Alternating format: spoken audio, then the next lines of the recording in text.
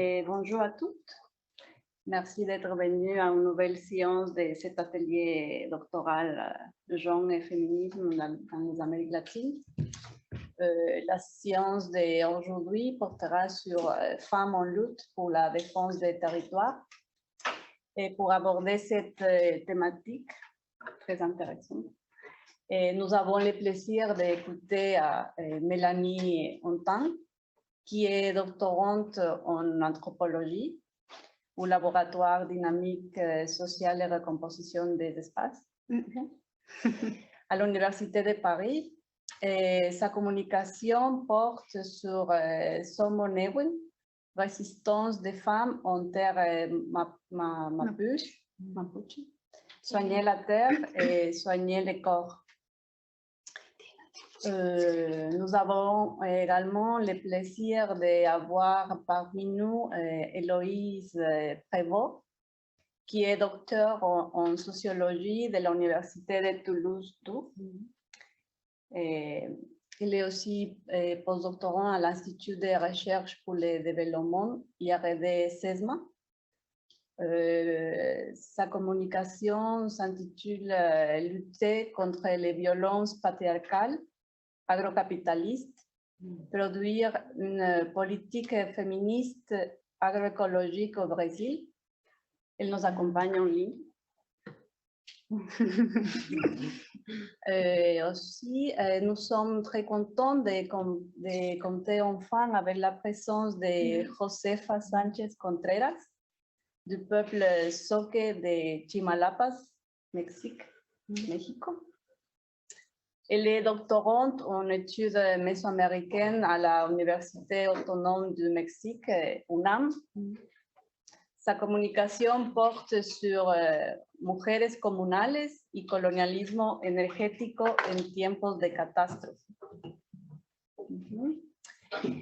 Merci beaucoup à vous trois. Vous avez chacune 25 minutes de présentation et nous passerons ensuite à la discussion. Et aussi un grand merci à Ophélie pour la traduction en français de la présentation de Josefa. Merci. Nous sachons que la traduction, c'est une question politique aussi. Donc, merci beaucoup. Et bon, on va commencer avec Mélanie. Merci de m'accueillir en tout cas dans cet atelier que je suis avec plaisir, donc je suis très contente d'être là. Et c'est ma première communication sur mes recherches, donc j'accueille vos remarques avec plaisir. Ouais.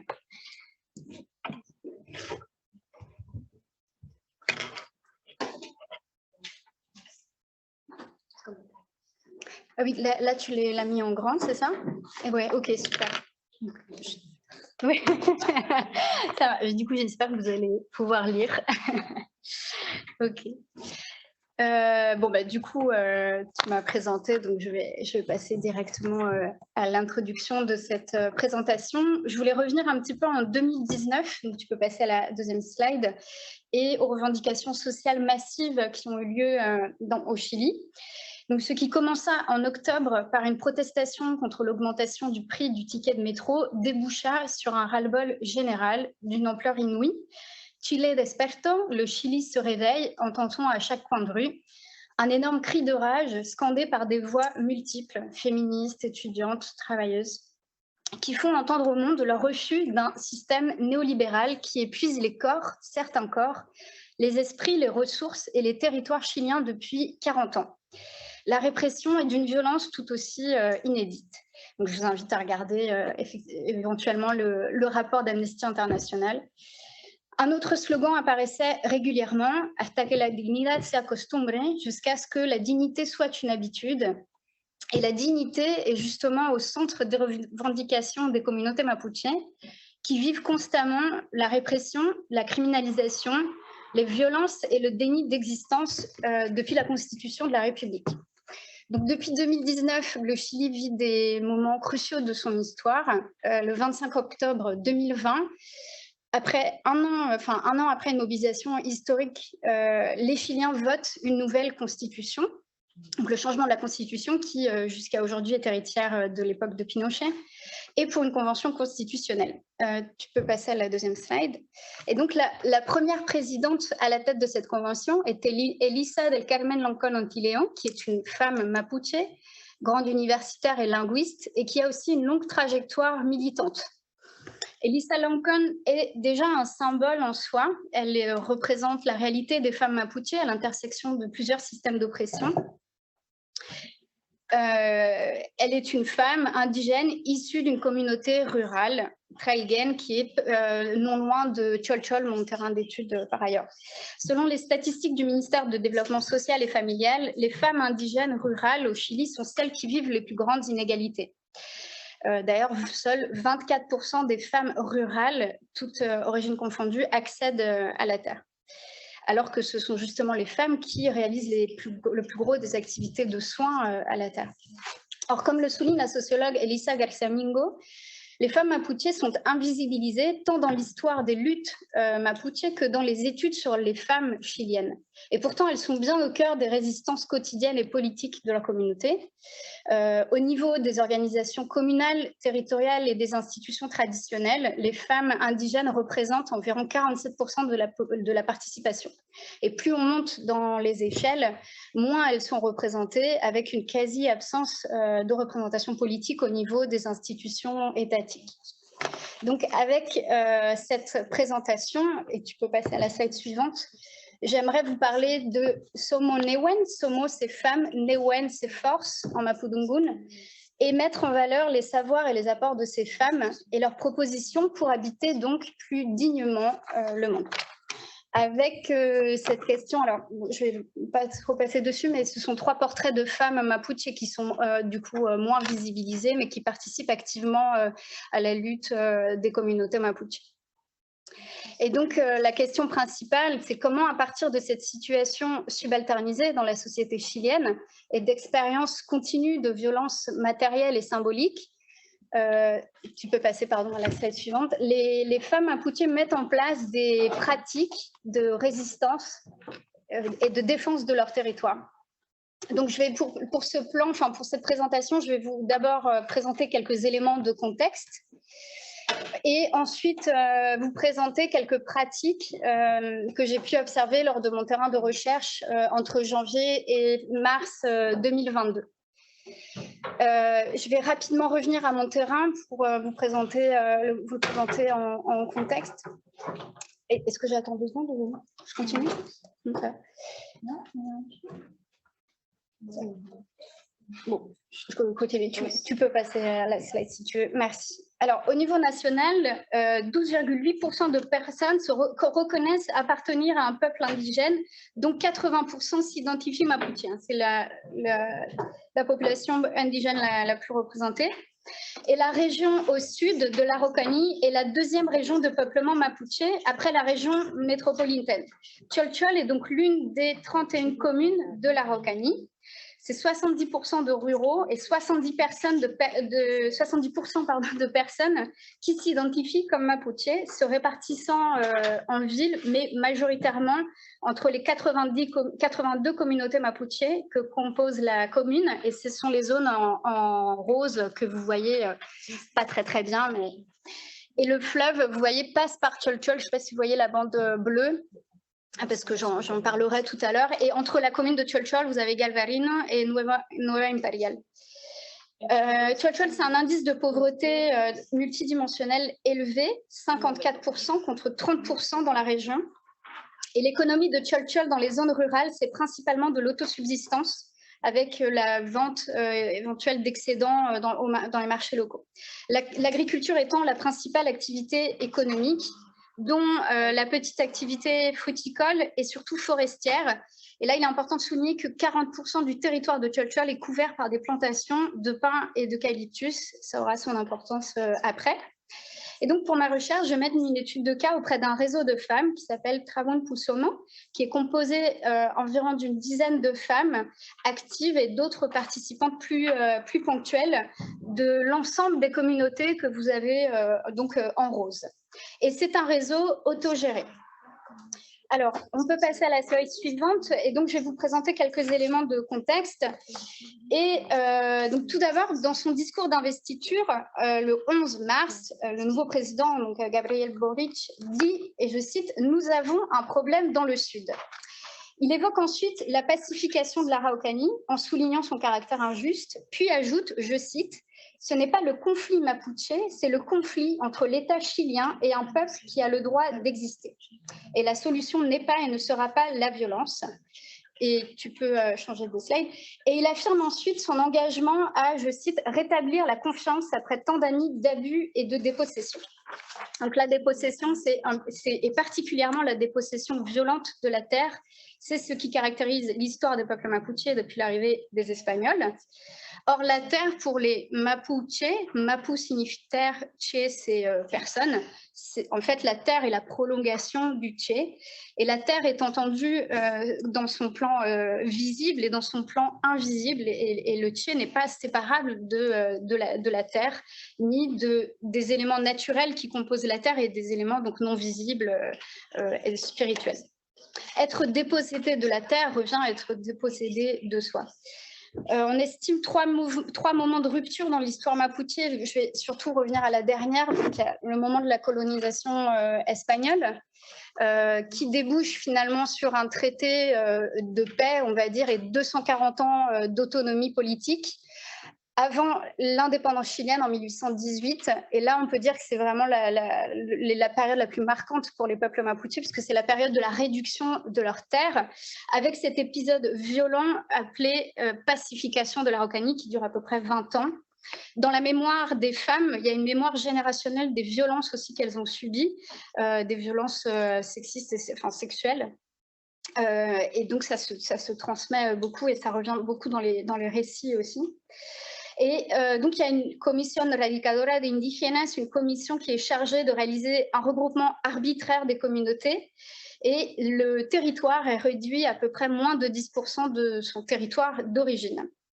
La dernière étape, qui est très importante aussi, c'est l'époque de la dictature. Donc, après un début de réforme agraire sous Allende, dans les années 70, fin des années 70, on a donc...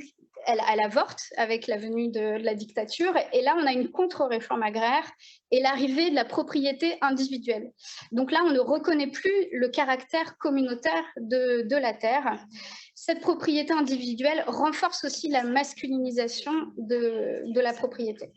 Et dans cette période, on met en place un modèle de développement basé sur l'extractivisme et dont l'activité forestière est au cœur de ce développement. Pour vous donner une idée, donc en 1974, on a des subventions aux plantations pour assurer la domination des grandes entreprises.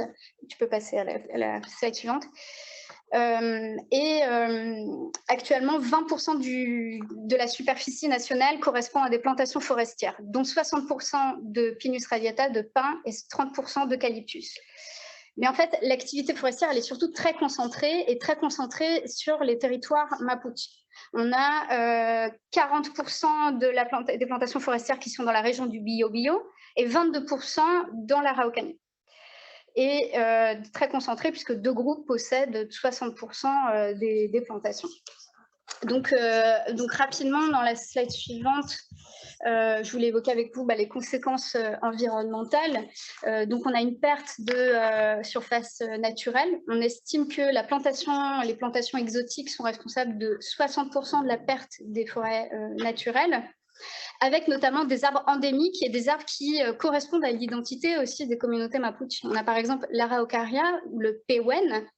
D'ailleurs, les habitants de l'Araucania s'appellent les Pehuenche, les gens du Pehuen. Et on estime en 500 ans 250 000 hectares de perdus.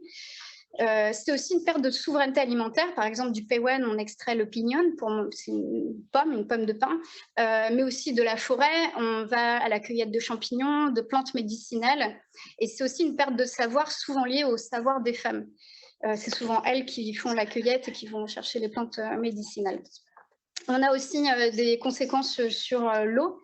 Ce sont des plantations qui sont très demandeuses en eau et qui pompent les nappes phréatiques avec érosion des sols.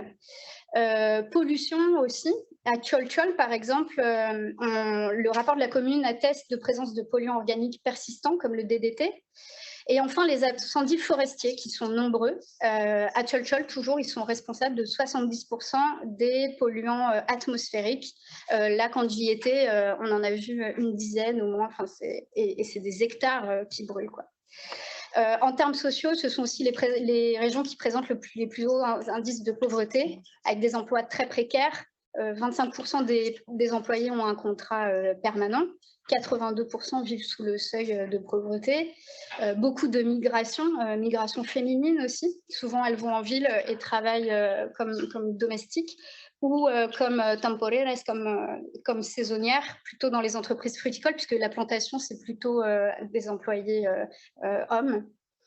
Et puis surtout, c'est une époque aussi où on met en place des instruments légaux pour criminaliser toute résistance, avec cette loi antiterroriste de 84, par exemple, qui s'accompagne de la militarisation des territoires. Donc on a une imposition, en plus d'une violence quotidienne, à la fois donc matérielle, physique et symbolique, et que vivent particulièrement les femmes. Ces trois ruptures ont en commun la volonté de contrôle des territoires corps, des formes d'organisation socioculturelle et politique, et le contrôle des quotidiens et des subjectivités. C'est donc dans ce contexte que j'aimerais vous présenter quelques stratégies d'un groupe de femmes, Mapuche de Cholchol, qui veulent reconstruire des liens à la terre,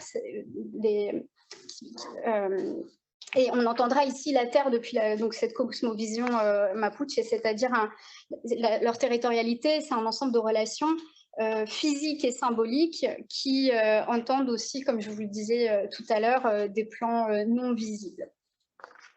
En fait, pour les Mapuches, il y a trois plans. Il y a le Nagmapu qui est le sous-sol, il y a le Mapu qui est l'aspect physique que tout le monde voit, et le Wenu Mapu qui est l'aspect céleste. Et ils sont indissociables.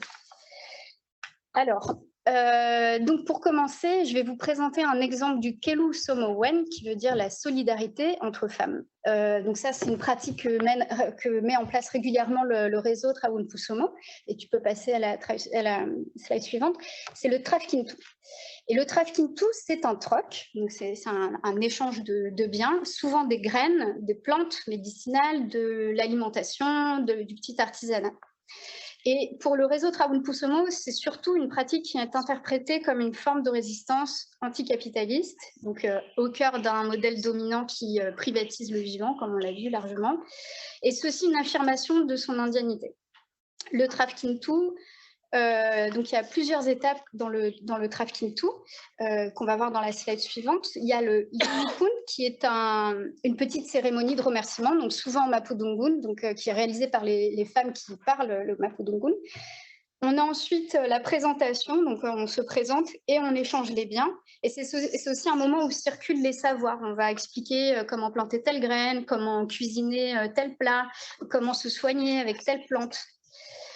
Donc c'est un moment vraiment de partage de biens et de savoir. Et après on a le Misawun qui est un moment collectif et convivial de partage de nourriture. Et là, pareil, on va préparer des spécialités mapuche comme le mudai qui est une boisson fermentée qui a longtemps été dénigrée et puis plein d'autres spécialités culinaires. Et enfin, le plus important moment, c'est celui du Nutram. Nutram, c'est conversation. Et ça, c'est le moment privilégié pour tisser des liens, renforcer des liens de solidarité entre les femmes du réseau. On échange aussi sur ces réalités.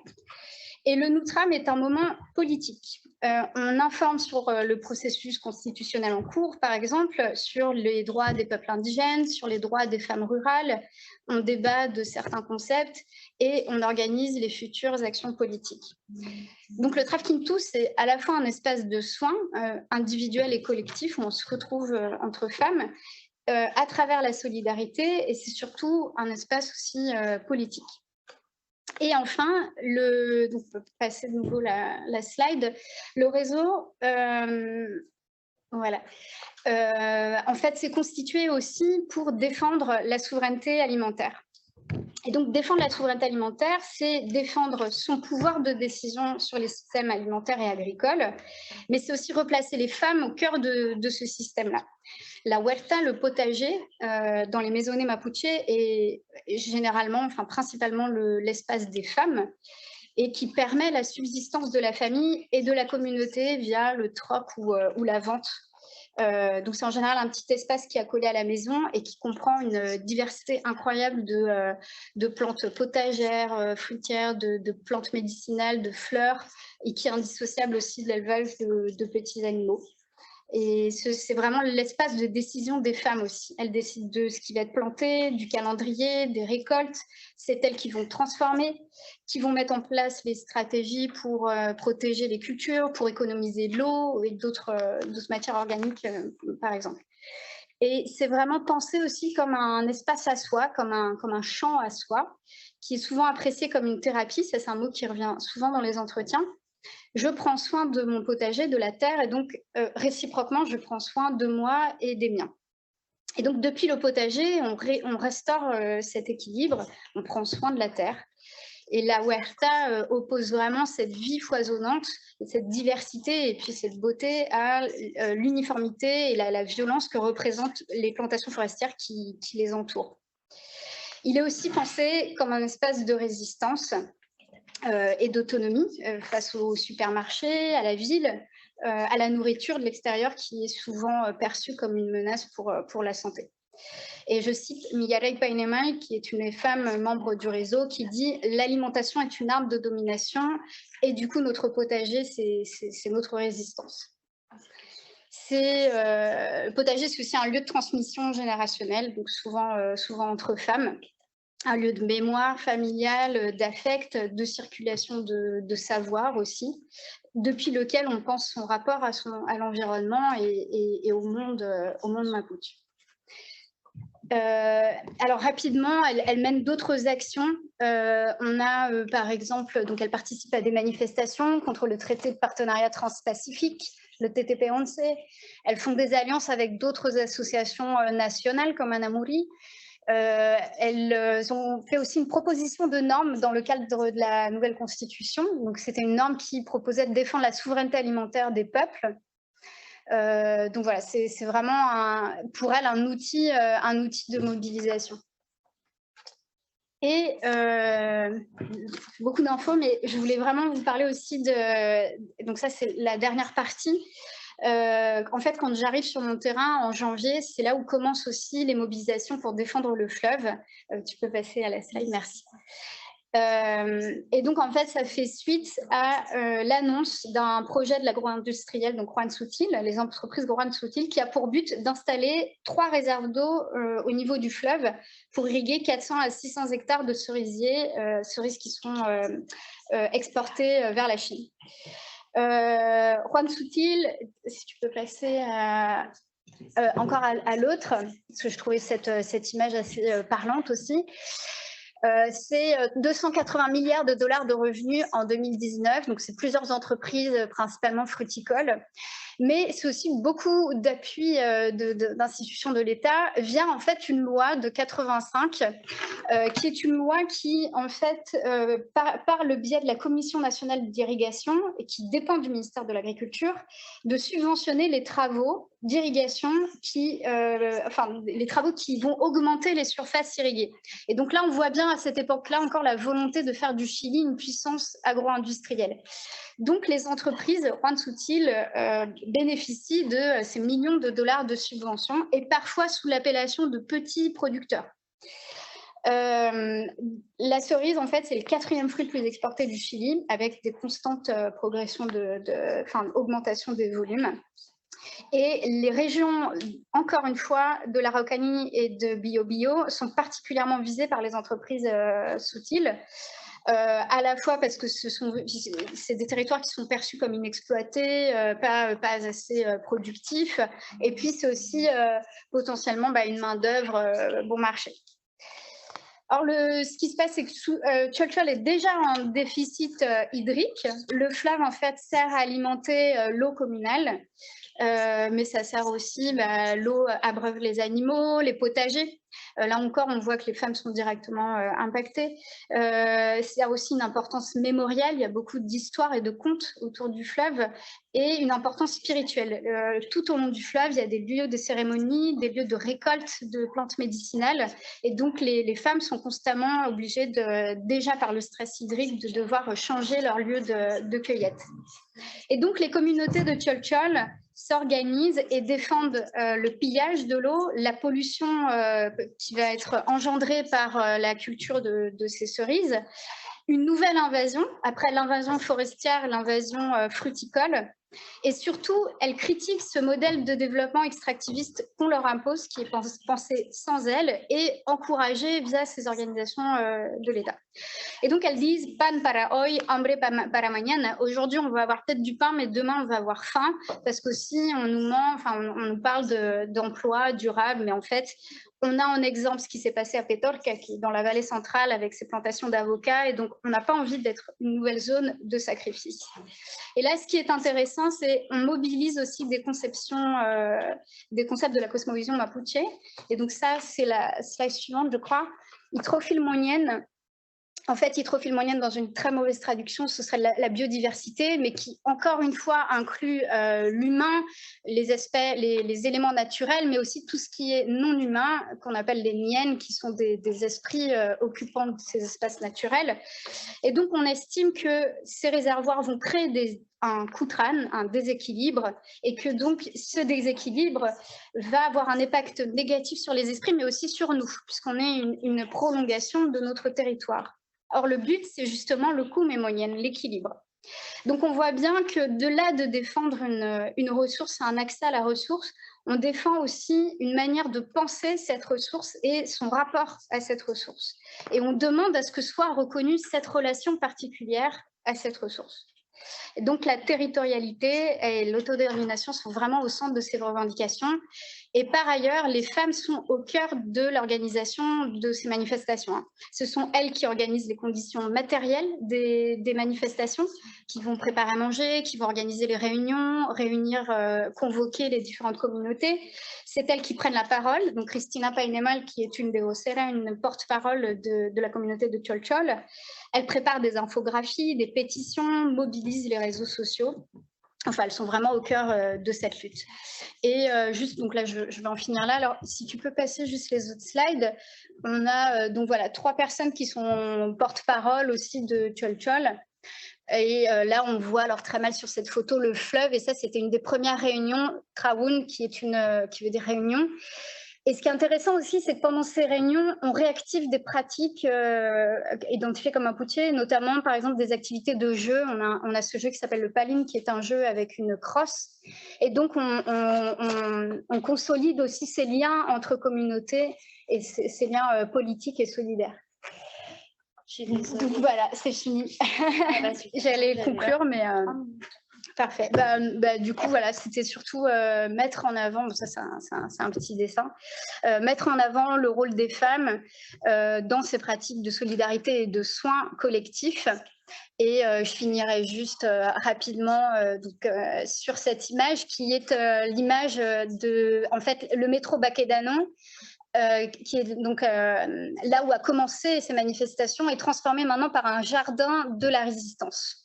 Donc je trouvais que c'était assez chouette comme image parce que c'est un jardin et c'est souvent du coup associé aux femmes. Donc voilà. Merci. Merci beaucoup.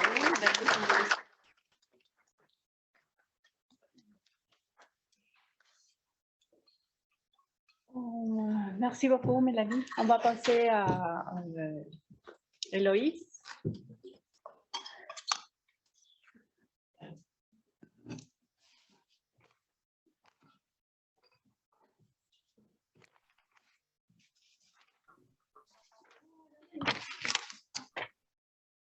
Est-ce que j'enchaîne directement? C'est bon?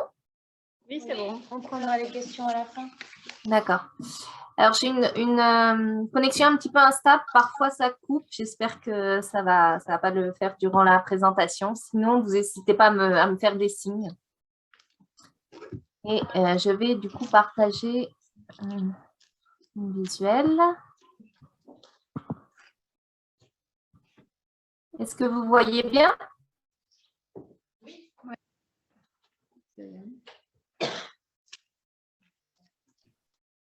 Ok. Alors, du coup, on va passer directement au Brésil, un pays dans lequel j'ai pu réaliser ma thèse et sur laquelle va cette présentation.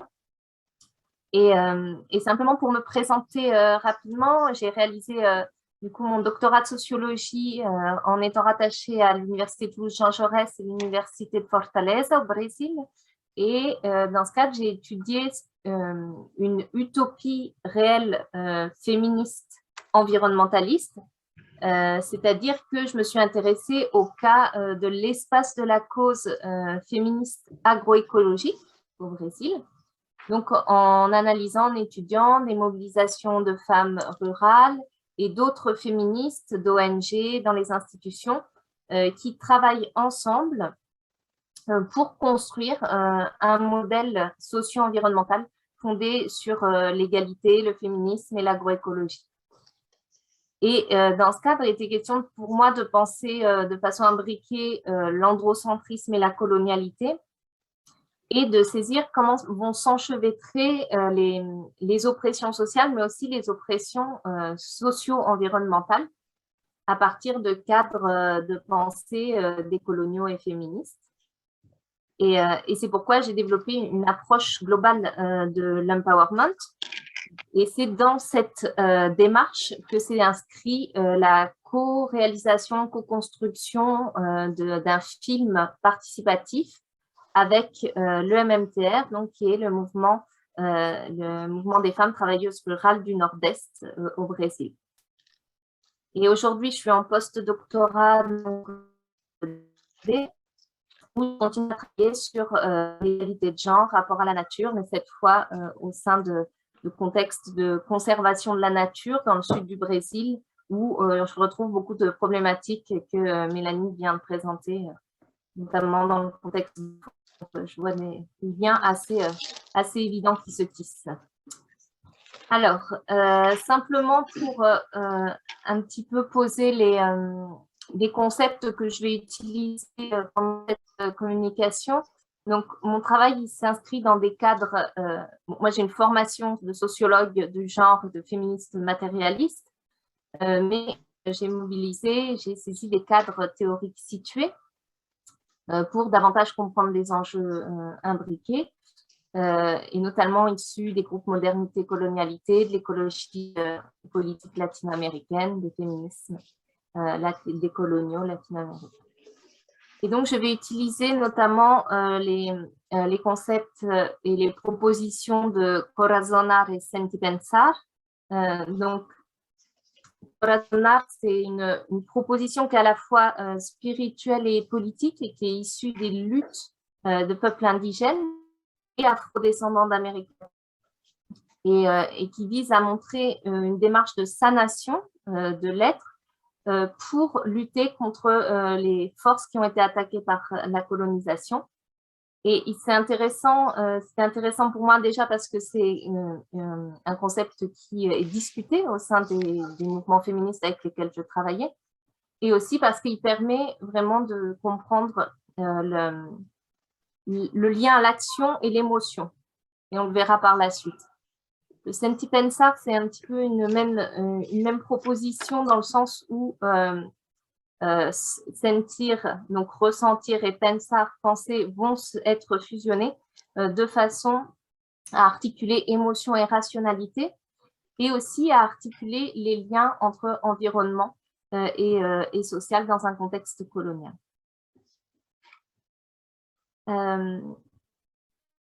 Pour situer un petit peu l'enquête que j'ai réalisée dans le cadre de ce doctorat, c'était une approche multiniveau, donc avec une enquête en assentamento, donc en territoires ruraux issus des luttes de la terre dans le Nord-Est, au sein d'une approche mésosociale au sein du mouvement social, donc le MMTR, le mouvement de la femme travailleuse rurale du Nord-Est, et au sein d'espaces politiques nationaux comme la Marche des Margaritas. Simplement pour vous expliquer qu'est-ce que sont le MMTR et la Marche des Margaritas.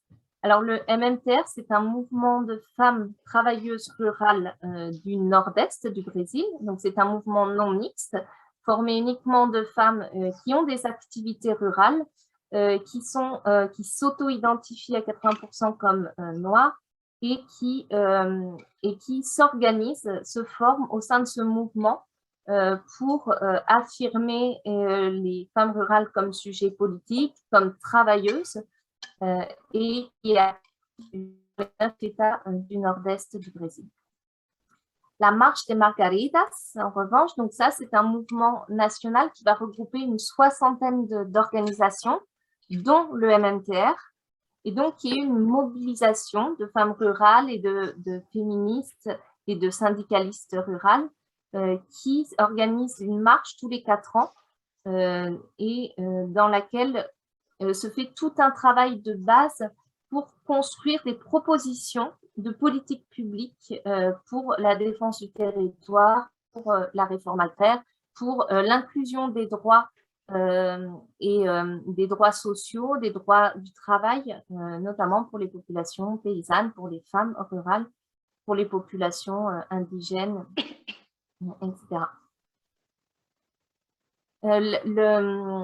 Le matériel d'enquête sur lequel je me base pour cette communication, donc, qui représente une partie de la recherche doctorale, c'est surtout des socio-histoires des luttes pour la terre, de l'analyse de matériel activiste, donc des poèmes, des chants, des banderoles, des ethnographies d'espaces militants et beaucoup d'entretiens donc avec des activistes de ces deux espaces, le MMTR et la Marcha das Margaridas.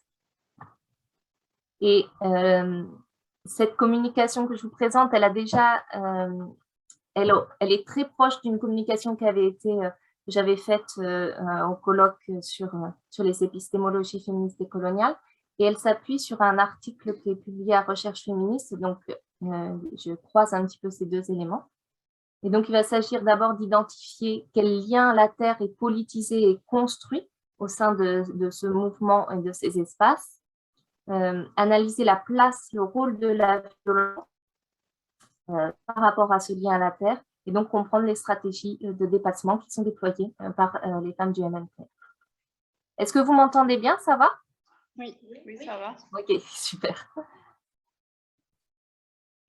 Alors, en premier lieu, pour comprendre un petit peu comment se construit le lien à la terre, notamment des femmes rurales du MMTR et des femmes de l'assentamento dans le Ceará, il s'agit vraiment de le replacer dans la socio-histoire des luttes pour la terre, où leur histoire de famille sur plusieurs générations ont vécu cette oppression paternaliste, c'est-à-dire avec l'appropriation de la force du travail des paysannes et des paysans, l'appropriation des fruits du travail, aussi de la procréation, donc de la main-d'œuvre, l'appropriation des techniques, avec des techniques illégales d'appropriation des terres, qui allaient donc interdire l'accès et la reconnaissance du droit à la terre des communautés paysannes par les colons, l'instauration par les soi-disant propriétaires terriens donc d'une dette financière et morale, l'interdiction de planter des arbres, de construire des maisons en dur pour les paysans et les paysannes qui travaillaient sur cette terre.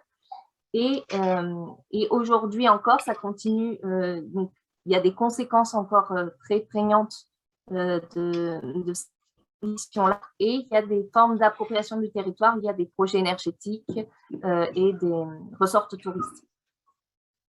Et donc, outre l'attachement à la nature qui est déployé par les paysannes et les paysans des assentamentos, la terre, c'est aussi un moyen de sortir de l'exploitation, de l'endettement, d'atteindre une autonomie et de construire ce droit à habiter et à travailler cette terre qui a été sans cesse retirée tout au fil de l'histoire coloniale. Et c'est en cela que et les femmes de l'assentamento du Ceará vont vraiment s'appuyer sur un réinvestissement du lien à la terre et un investissement dans l'agroécologie pour pouvoir avoir cet outil comme une démarche de reconnaissance du travail et une reconnaissance d'un lien historique à la terre. Donc, leur stratégie à l'échelle territoriale va être vraiment d'articuler le travail de politisation féministe le travail de care, de soins aux personnes et à la terre travaillée, hein, vraiment aux productions, et donc le travail rural. Donc c'est en cela que je voulais souligner deux approches du senti-pensée développées par le MMPR. C'est d'un côté d'aller vraiment réparer et prendre soin de cette terre travaillée, dans le sens où on va réinvestir le territoire pour réparer des dégâts de la colonisation. Donc la déforestation, la monoculture qui ont été imposées avec les grands propriétaires terriens. Il y a tout un travail de réactiver, de réinvestir l'espace pour récupérer les espèces végétales qui ont été détruites au fil des années. Là aussi, comme le proposait Mélanie, mais là aussi, on retrouve vraiment cette idée de prendre soin, comme c'est prendre soin de soi, de sa communauté, en même temps qu'on prend soin de l'espace territorial. Et ça va être au cœur du modèle politique qui est construit par les femmes du mouvement. Et à travers deux registres, notamment le langage rationnel, où on va vraiment expliciter en quoi, dans les narratives, expliciter en quoi c'est meilleur pour la santé, c'est meilleur pour l'environnement, c'est meilleur pour les communautés, et avec aussi un registre émotionnel, l'idée qu'il faut faire ce travail de soin au territoire avec affection. C'est pour ça que je vous avais mis cette affiche qui a été mobilisée dans les espaces militants. Donc, cultiver avec affection, c'est bien ça l'agroécologie. Donc, le registre émotionnel est mobilisé et présent dans ce travail politique et ce travail productif qui est fait.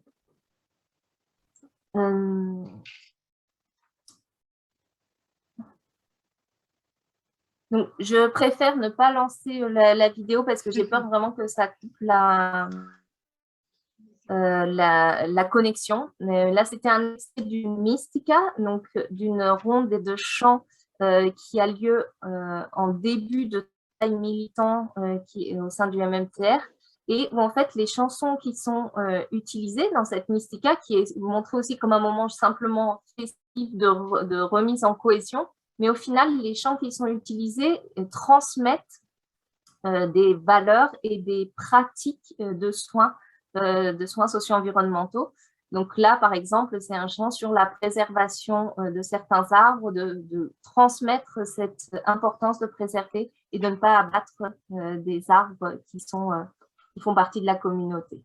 Donc c'était un exemple très chouette à entendre chanter, mais je pense que ce n'est pas les conditions techniques, j'en suis désolée.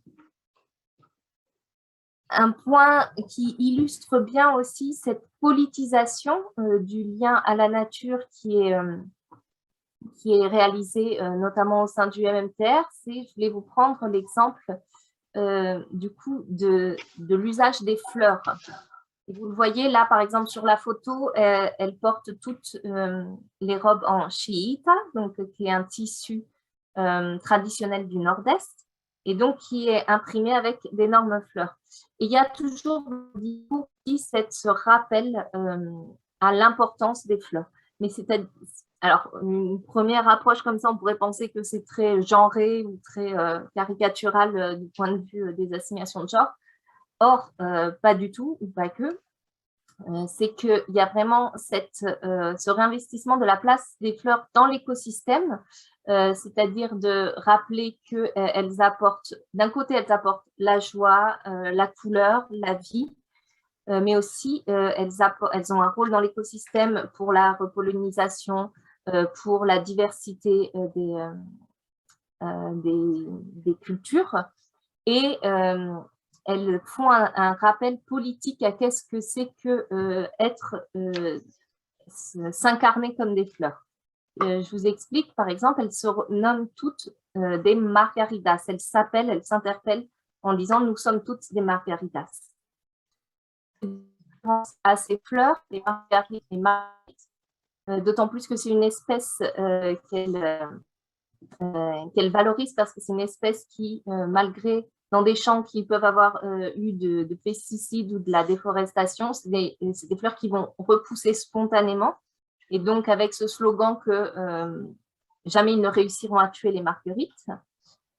Et aussi, Margarida, c'est un fémage à Margarida Maria Alves, qui était la première syndicale rurale, qui était une femme du Nord-Est dans les années 70, et qui donc défendait les droits des paysannes et des paysans, les droits du travail, et qui dénonçait les grands propriétaires terriens. Et Margarida Alves a été assassinée par des propriétaires terriens.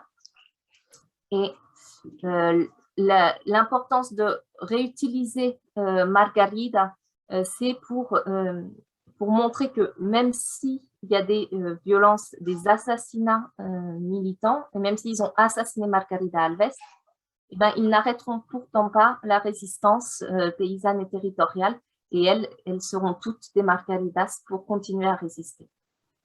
Donc voilà, ça s'inscrit dans une politisation du lien socio-environnemental et dans une politisation du sujet politique des femmes rurales. Donc,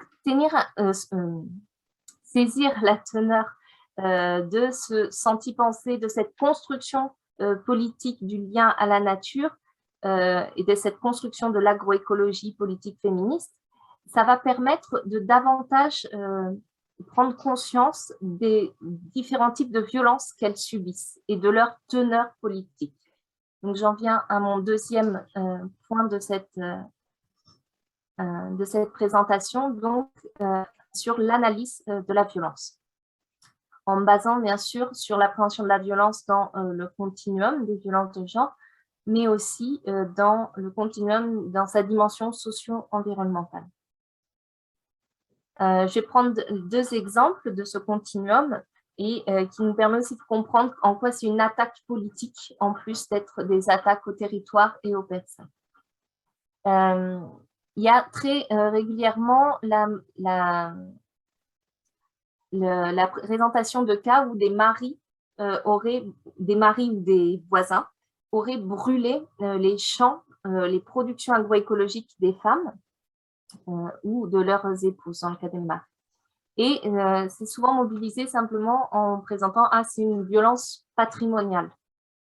Or, si on prend en considération tout l'investissement politique qui est dans le lien à la terre et dans le travail rural qui est réalisé, on voit bien que ça dépasse complètement cette dimension de violence patrimoniale, puisque étant donné que l'agroécologie qui est pratiquée par les femmes vise à renouveler la nature, à renouveler l'écosystème après les attaques coloniales et à participer à cette défense de l'écosystème. Donc là, ça devient donc une attaque écocide, donc une attaque qui va venir détruire ce travail qui est fait pour le care à la nature. Ensuite, bien sûr, c'est une violence de genre, puisque ça vient détruire le travail des femmes rurales et renforcer la négation sociale en tant que travailleuse rurale. Et c'est une violence politique dans la mesure où le travail productif, le travail rural qu'elles font, c'est un travail qui s'inscrit dans le projet agroécologique, qui est un projet social, politique, productif. Et donc, venir brûler ces productions, ça a une symbolique forte pour anéantir ce projet politique également. Et en fait, je vais très rapidement là parce que c'est assez complexe, mais dans l'article, il y a peut-être, c'est davantage explicité. Mais du coup, cet acte, il vient jouer le jeu du projet agrocapitaliste et des attaques au territoire. C'est-à-dire qu'il va venir alimenter et jouer le jeu d'autres attaques qui sont par l'agrocapitalisme, par les grands propriétaires terriens, par les pouvoirs politiques qui visent à s'attaquer aux alternatives sociales et politiques et aux résistances sur les territoires. Et de l'autre côté de ce continuum, on a des féminicides, ce que j'ai appelé des féminicides agrocapitalistes, c'est-à-dire des assassinats de militantes d'autant plus lorsqu'elle représente un sujet politique important dans la lutte territoriale. Donc, je reprends l'exemple de Margarida Alves, que je citais plus tôt. Et là, on voit bien que un exemple comme celui-ci, il va s'agir d'assassiner une leader politique, ce qui va donner un avertissement à toutes les femmes qui vont transgresser leur rôle de genre, leur place assignée, et qui va défier l'ordre colonial et agrocapitaliste. Donc, c'est un message qui vise non seulement à réassigner à leur place sociale les femmes, à terroriser les communautés entières et à réaffirmer des pouvoirs sociaux.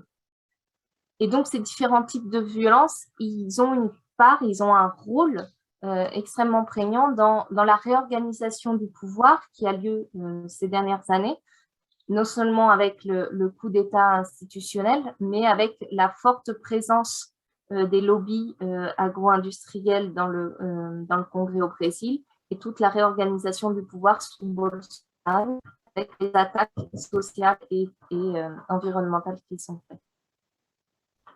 Quelles sont alors les stratégies qui vont être développées par les militantes pour affronter et dépasser cette nécropolitique agrocapitaliste? Donc, une fois qu'on saisit les différentes dimensions de cette violence et de ce continuum de la violence et sa dimension à la fois sociale et environnementale, on peut davantage identifier des stratégies de l'activisme et comprendre comment aussi, là je reviens au Corazonar, comment le Corazonar est mobilisé face à cette nécropolitique. Donc, en premier lieu, dans les stratégies, on va avoir bien sûr le fait de dénoncer ouvertement, publiquement, politiquement les violences et l'articulation de ces violences, leur caractère à la fois colonial, social, environnemental. Là, vous avez une photo du MMTR à la marche, à la dernière marche das Margaridas en 2019, donc déjà sous le mandat de Jair Bolsonaro. Et c'est intéressant le message qui est porté, c'était donc nous avons peur, mais ça ne sert pas, dans le sens ça ne nous arrête pas. Et donc avec ce message, il s'agissait de non seulement reconnaître que c'est légitime d'avoir peur dans la situation actuelle sous les attaques qui sont faites, que la nécropolitique qui est en place, elle est terrifiante, et les violences qui sont déployées, elles sont terrifiantes, mais rappeler que ce n'est pas ça qui arrêteront les travailleuses rurales de défendre leur territoire et leurs projets politiques. Ensuite, donc c'est une stratégie de politisation des émotions qui va permettre de sortir de l'approche individuelle et vraiment d'affirmer le caractère structurel des violences de genre et des violences agrocapitalistes.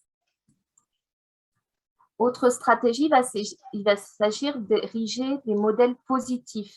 Et là, je reviens toujours à Margarida. Donc là, ce n'est pas forcément récent.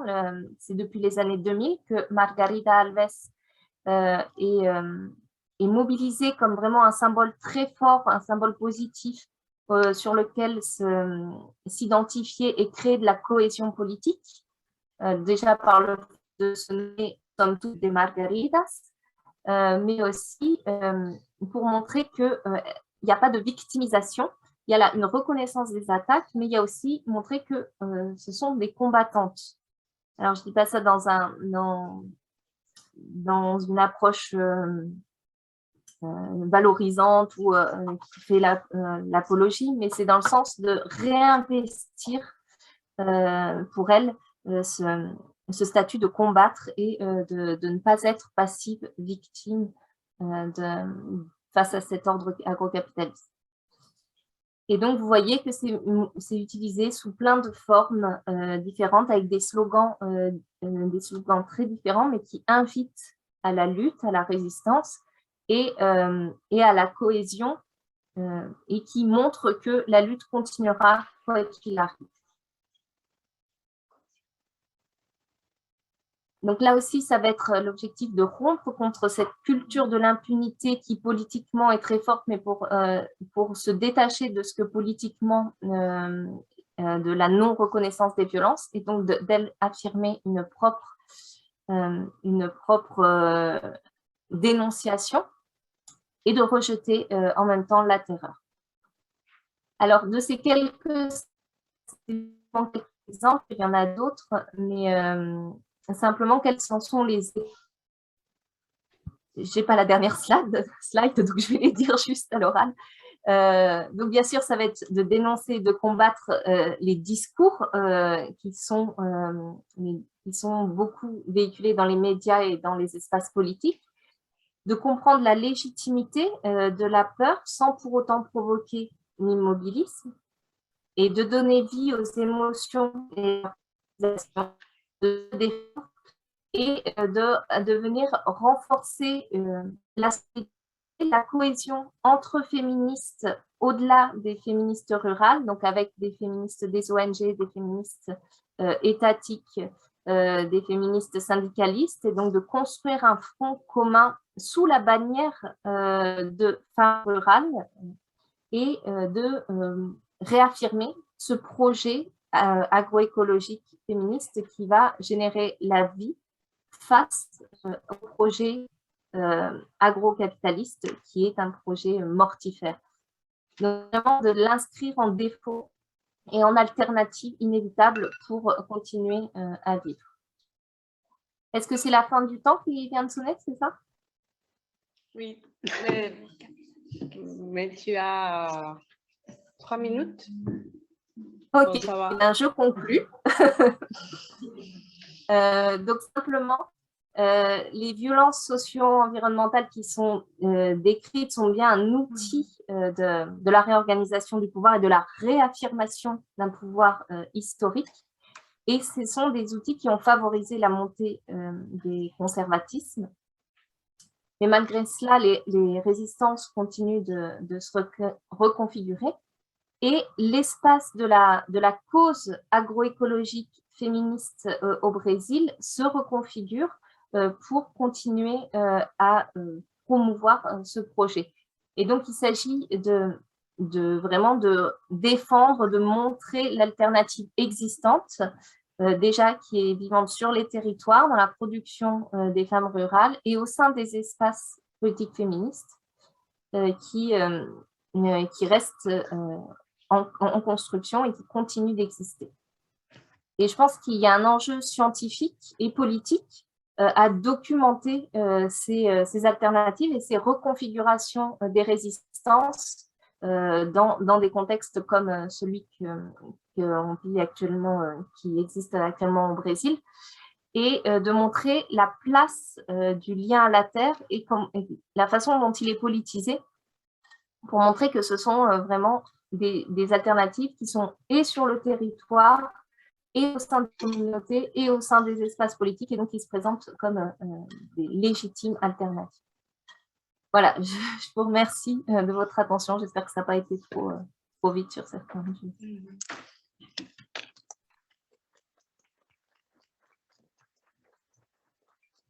Merci beaucoup, Héloïse, pour cette présentation si intéressante. On passe la parole à Josefa.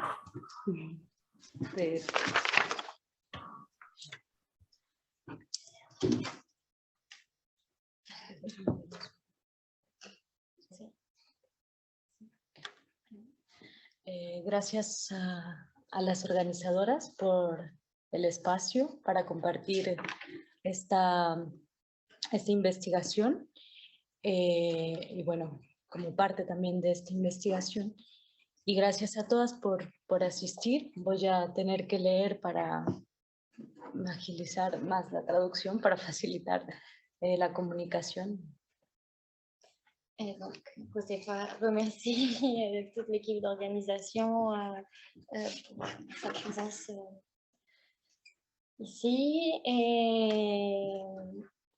Et donc, ce qui va se passer, c'est qu'elle va lire, pour faciliter la traduction, elle va lire sa participation et moi, je vais traduire petit à petit le texte.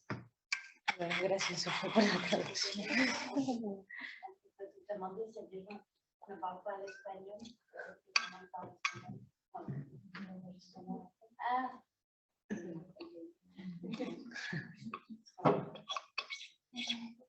Bueno,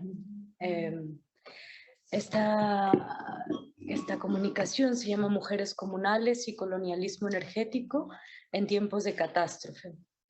Donc, cette participation s'intitule Les femmes communales et le colonialisme énergétique en temps de catastrophe. Desde el inicio de la colonización de América se inauguró un ciclo de catástrofes epidémicas, demográficas y ambientales. Durante ese largo tiempo, las mujeres han reconstruido una y otra vez los mundos de los pueblos amerindios. Dès le début de la colonisation de l'Amérique, un cycle de catastrophes épidémiques, démographiques et environnementales a commencé. Durant cette longue période, les femmes ont maintes fois reconstruit le monde des peuples amérindiens. Tomemos por caso 1727, cuando entre los pueblos oques y los celtales del sureste mexicano se rumoraba, dicen que el mundo se acaba y que desapareció la Virgen de Cancuc, tal como en la rebelión de 1712 que había sido encabezada por una mujer de 13 años, María Candelaria. Prenons l'exemple de l'année 1727, où, parmi les peuples soques et celtales, au sud-est du Mexique, une rumeur circulait. Ils disent que la fin du monde approche et que la Vierge de Cancuc est apparue, comme dans la rébellion de 1712 qui avait été menée par une jeune femme de 13 ans, María Candelaria. En esta región del sureste del actual México, las mujeres, sobre todo las sacerdotisas, durante el tiempo colonial, jugaron un papel importante en la defensa de sus comunidades, dirigiendo y guiando grandes revueltas anticoloniales. Ellas mantuvieron viva la insurrección en sus sueños, presagios y en cultos secretos practicados en cuevas y adoratorios. Dans cette région du sud-est de l'actuel Mexique, les femmes, en particulier les prêtresses, ont joué un rôle important dans la défense de leur communauté, dirigeant et guidant des révoltes anticoloniales de grande envergure. Elles gardaient vivantes dans leurs rêves, leurs présages et leurs cultes secrets pratiqués dans les grottes et les sanctuaires. Estas rebeliones del siglo XVII y XVIII fueron reacciones a los excesivos cobros tributarios y, por tanto, estas plagas, estas epidemias, propiciaron un escenario perfecto para la instauración de haciendas, de latifundios, para la privatización de las tierras. Les rébellions et les émeutes des XVIIe et XVIIIe siècles étaient en réaction à une taxation excessive, étroitement associée à des crises agricoles et à la propagation de parasites et d'épidémies, qui ont à leur tour entraîné la disparition de populations entières et l'établissement de grandes propriétés et de latifundias, des grands domaines d'exploitation, et la privatisation des terres. Por ello, la oposición de las mujeres a la economía tributaria colonial implicó una defensa enfocada en sostener los medios materiales para la reproducción de la vida y con ello lograron asegurar las tierras comunales mediante la figura jurídica de los títulos primordiales. En ce sens, l'opposition des femmes à l'économie tributaire impliquait une défense axée sur le maintien des moyens matériels pour la reproduction de la vie. Et elles ont réussi à sécuriser les terres communales grâce à la figure juridique des titres primordiaux. En el siglo XIX, con la instauración del Estado independiente, se agudizó el proceso de privatización de las tierras comunales. Au XIXe siècle, avec la création de l'État indépendant, le processus de privation des terres communales s'est intensifié. Y en el siglo XX, en México, con la Revolución, se logró asegurar nuevamente esta tenencia de tierra comunal, pero las mujeres quedaron desprovistas de facultades jurídicas para decidir sobre la tierra. Así se constituyó en México un sujeto agrario predominantemente masculino, donde aproximadamente el 77.53% está conformado por hombres y el 22.47% por mujeres. Au XXe siècle, avec la Révolution mexicaine, cette propriété communale a été garantie à nouveau. mais les femmes ont été privées des pouvoirs juridiques de décision sur la terre. Ainsi, s'est constitué au Mexique un sujet agraire majoritairement masculin. Environ 77,53% étaient des hommes et 22,47% des femmes. Ello ocurrió pese a que las largas raíces comunales de las tierras también devienen de prácticas que las mujeres han sostenido históricamente mediante relaciones de apoyo mutuo en las fiestas, circuitos de economía solidaria, trabajos colectivos, reconocimiento del territorio, conocimientos curativos y producción alimentaria para comunidades enteras. Cela s'est produit en dépit du fait que les longues racines communautaires de la terre proviennent également de pratiques que les femmes ont historiquement maintenues par des relations de soutien mutuel dans les fêtes, les circuits d'économie solidaire, le travail collectif, la reconnaissance du territoire, les savoirs de guérison et la production alimentaire pour les communautés entières. En este siglo XXI, la falta de derechos de las mujeres, de derechos agrarios de las mujeres, debe leerse a la luz del despliegue de los megaproyectos extractivos, los cuales están implicando despojos, incremento de violencia sobre los cuerpos, asesinatos de defensoras, encarcelamiento de opositoras a estos megaproyectos, contaminación de los ríos y propagación de enfermedades. Dans ce XXIe siècle, l'absence de droits agraires des femmes doit être lue à la lumière du déploiement des mégaprojets extractifs, qui impliquent la dépossession, l'augmentation de la violence contre le corps des femmes, les assassinats de défenseuses, l'emprisonnement des opposantes, la contamination des rivières et la propagation des maladies. Para muestra de esto, en el istmo de Tehuantepec, que es la región que pueden ver en el mapa, esta región ísmica de México, se está desplegando el corredor de parques eólicos más grande de América Latina con el argumento de mitigar la emergencia climática, al mismo tiempo que se están concesionando territorios para la minería a cielo abierto. Donc on cite par exemple le cas de la plaine méridionale de l'isthme de Tehuantepec, dans l'état de Oaxaca, qu'on voit sur la carte, où s'est installé le plus grand couloir de parcs éoliens d'Amérique latine. Tandis que dans les montagnes du Chimalapa, le ministère de l'économie a accordé une concession de plus de 7000 hectares à la société canadienne Minaurum Gold Incorporation. En estas circunstancias, el Estado mexicano ha intentado canalizar la instauración de estos megaproyectos mediante un sujeto agrario predominantemente masculino. Dans ces circonstances, l'État a tenté de canaliser l'imposition de projets extractifs par le biais d'un sujet agraire majoritairement masculin. Los proyectos extractivistas que están llegando a esta región en el siglo XXI no son más que otro ciclo de catástrofes en tiempos de pandemia y de emergencia climática. Por tanto, más que luchar por una parcela, peleamos por la vida entera, sintetiza una compañera del istmo. Les projets extractivistes qui sont en train d'arriver en ce XXIe siècle ne sont qu'un nouveau cycle de catastrophes en période de pandémie et d'urgence climatique. Par conséquent, plutôt que de nous battre pour une parcelle de terrain, nous nous battons pour la vie entière, résume mon ami l'anthropologue Andrea Manso. Esta afirmación hace entender que más allá de los límites agrarios, las mujeres zoques, zapotecas y cots que habitamos en el istmo de Tehuantepec han generado una rebelión para defender el territorio y la vida, generando estrategias de participación en las asambleas de sus pueblos para afrontar las renovadas formas de despojo. Cette déclaration nous fait comprendre qu'au-delà des frontières agraires, les femmes zoques, zapotecas y cots de l'isthme de Tehuantepec se sont rebellées pour défendre le territoire et la vie, en générant des stratégies de participation dans leurs assemblées villageoises pour faire face aux nouvelles formes de dépossession. La instauración de los parques eólicos y la amenaza minera constituyen lo que llamamos el colonialismo energético de nuestro siglo XXI.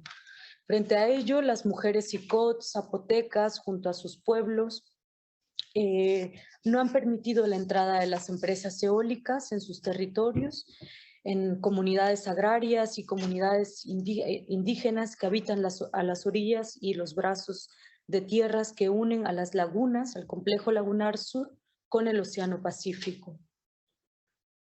Dans ce déploiement de ce que nous appelons le colonialisme énergétique, les Icots et les femmes zapotèques, que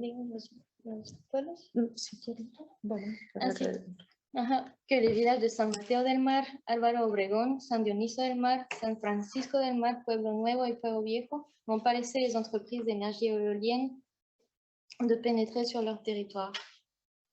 Il s'agit de communautés agraires et autochtones qui habitent les rivages et les bras de terre qui relient les lagunes à l'océan Pacifique.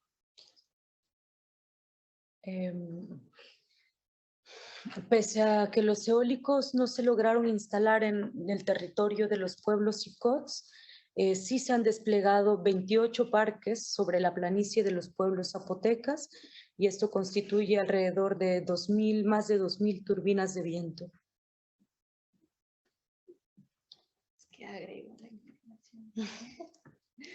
Bien que les parcs éoliens n'aient pas été installés dans la zone de la lagune d'Icons, 28 parcs éoliens ont été déployés dans la plaine zapotèque, ce qui représente environ 2,000 turbines. El impacto directo de estos megaproyectos energéticos sobre las mujeres comunales es la agresión a los trabajos reproductivos que sostienen en gran medida la soberanía alimentaria de la región. Como dice la misma compañera Andrea Manso, varias seguimos defendiendo el territorio pese a que ninguna posee derechos agrarios.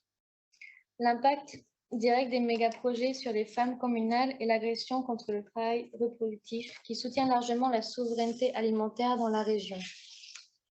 Comme le dit la même amie, Andrea Manso, plusieurs d'entre nous continuent à défendre le territoire malgré le fait qu'aucune d'entre nous n'a de droits agraires. Dicen estas compañeras, algunas son esposas de comuneros y otras solteras o divorciadas, pero por eso no peleamos por una parcela.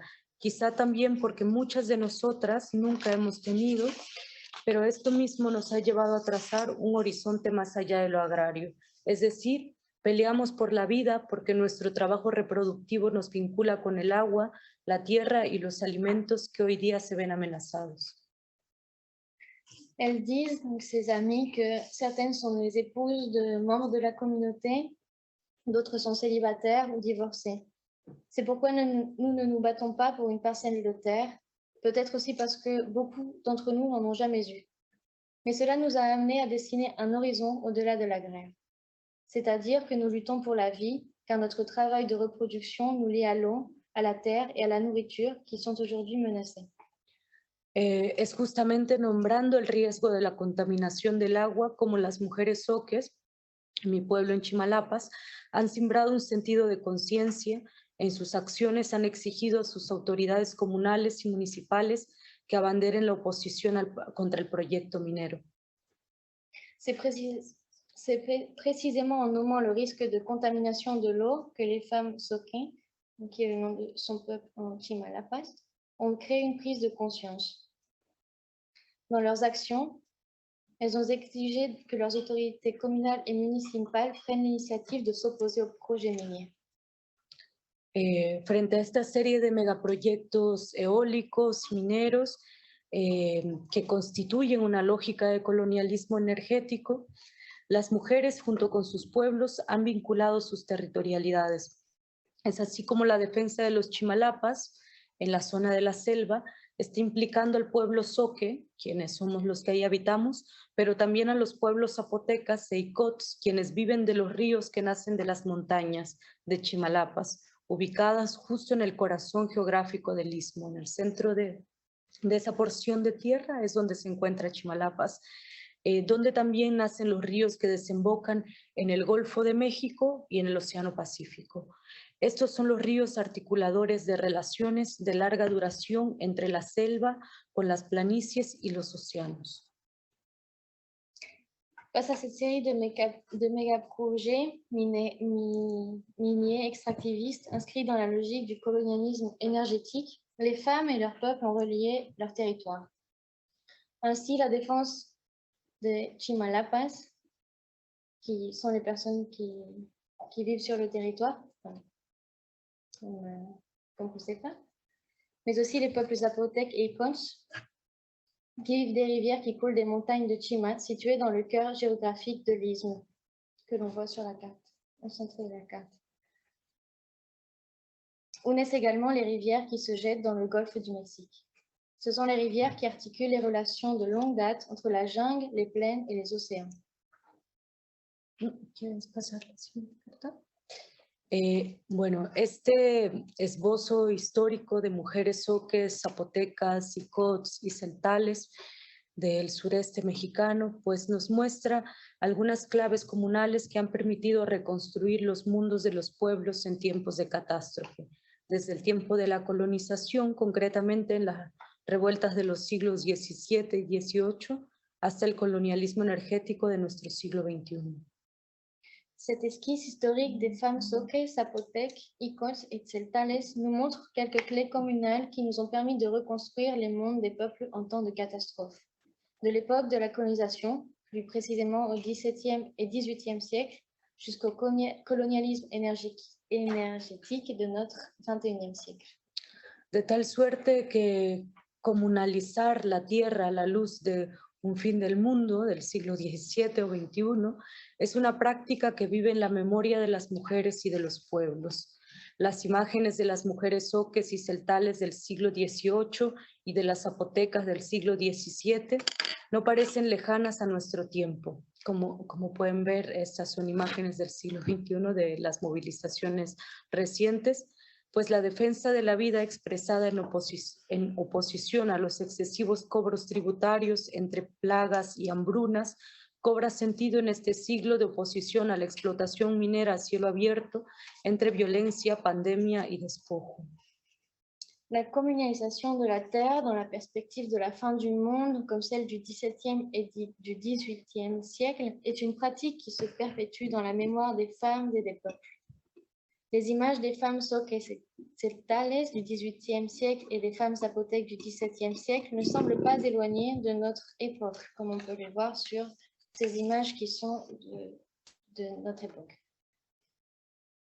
La défense de la vie exprimée dans l'opposition à une taxation excessive dans un contexte de peste et de famine prend tout son sens dans ce siècle d'opposition à l'exploitation minière à ciel ouvert dans un contexte de violence, de pandémie et de dépossession.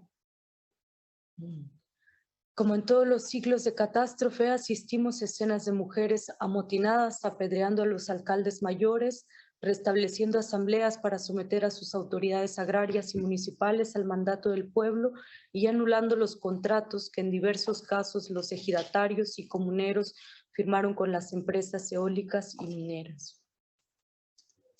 Comme dans tous les cycles de catastrophes, nous assistons à des scènes de femmes émeutières lapidant les maires, rétablissant des assemblées pour soumettre leurs autorités agraires et municipales au mandat du peuple et annulant les contrats que dans plusieurs cas, les ejidatarios et les comuneros ont signés avec les compagnies éoliennes et minières. Como en una suerte de bifurcación civilizatoria, las mujeres comunales seguimos dando la vuelta al timón para sortear la catástrofe que viene y nuestra lucha no se nombra como feminista, pero sí se encuentra con el feminismo como una más entre las muchas luchas de las mujeres del mundo. Comme dans une sorte de bifurcation civilisationnelle, nous, les femmes communales, continuons à tourner le gouvernail pour éviter la catastrophe à venir. Et notre lutte ne porte pas le nom de féministe, mais elle rejoint le féminisme comme l'une des nombreuses luttes des femmes du monde. Merci.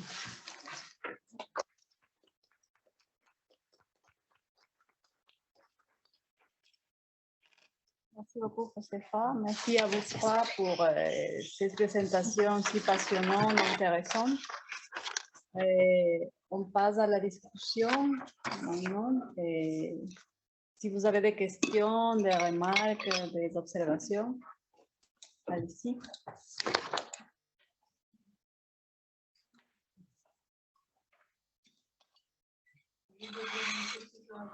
Le micro qui est là-bas, oui. pour Héloïse. Moi, j'ai des questions, si jamais, pour ouvrir les hostilités.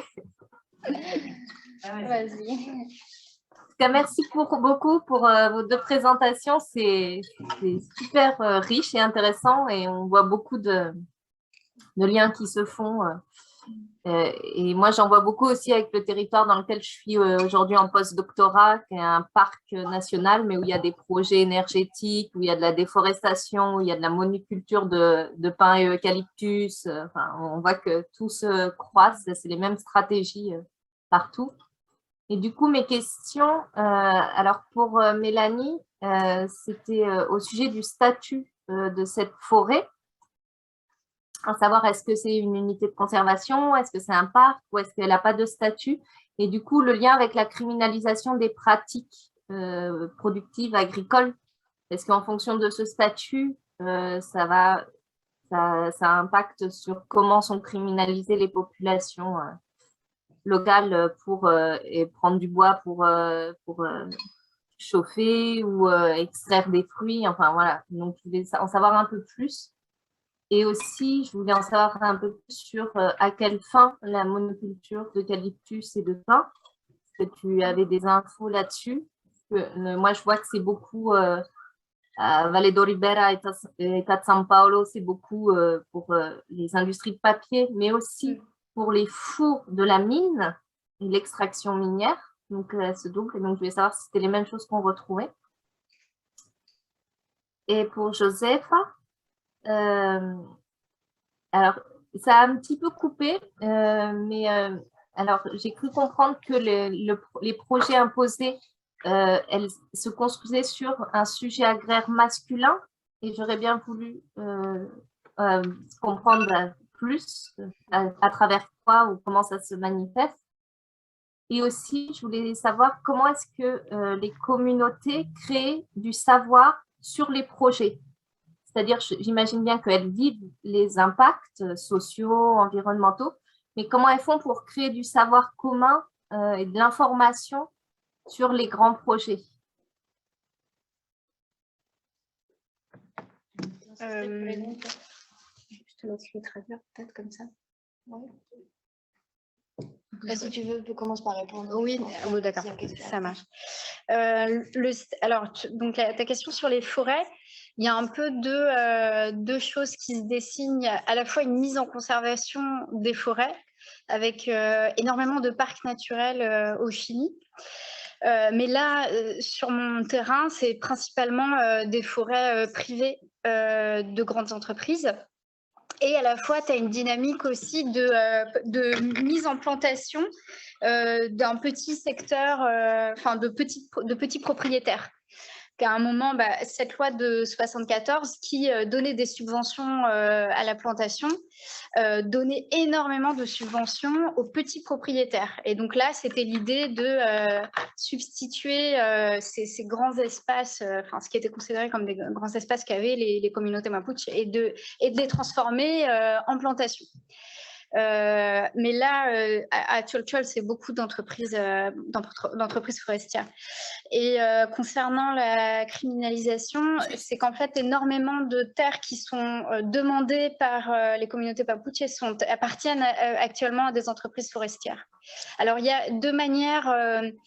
À Cholchol, principalement, de ce que j'ai vu, il y a des demandes qui sont plutôt des demandes faites de manière légale. Et donc, c'est tout un truc administratif, expliquer qu'on avait un descendant qui était sur ces terres, etc. Jouer avec ces fameux títulos de merced.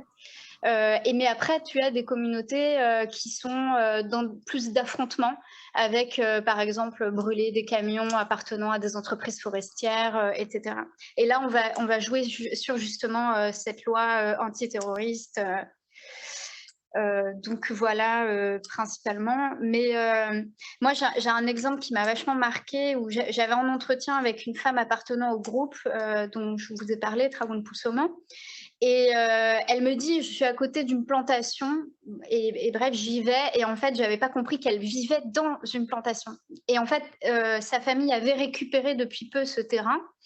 Sa famille travaillait pour la plantation, enfin pour l'entreprise forestière, et donc ils ont réussi à récupérer cette parcelle. Et donc, c'était absolument, enfin, c'était d'une violence. Elle était vraiment, elle avait fait son potager en plus au milieu de cette plantation, quoi. Et donc, en plus, c'était un moment, c'était en plein été avec énormément de chaleur et de vent. Donc, s'il y a un incendie, ils sont complètement entourés de pins et d'eucalyptus, quoi. Donc, c'est vraiment de la violence quotidienne, quoi. Voilà. Après, tu as certains territoires qui sont militarisés. Il y a régulièrement des camions militaires, donc il y a une présence presque quotidienne de militaires. Encore une fois, là où je suis, pas tant que ça, mais à côté, à quelques kilomètres, il y a quelques zones qui le sont. Ouais. Ça répond à ta question.